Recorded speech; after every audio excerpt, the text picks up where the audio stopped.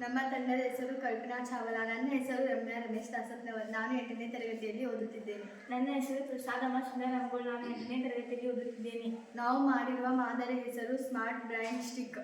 ಈ ಮಾದರಿಯನ್ನು ಮಾಡಲು ಬಳಸುವ ಉಪಕರಣಗಳು: cable wire, Arduino YONO, LED, jumper wires, buzzer, distance sensor, vehicle tyre.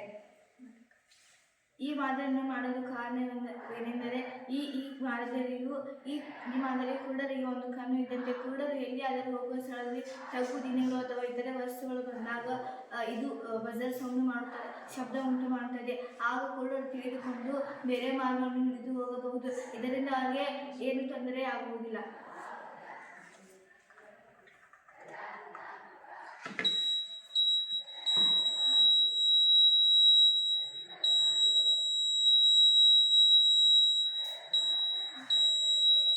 ಈ ರೀತಿಯಾಗಿ ಇದು ಶಬ್ದ ಉಂಟು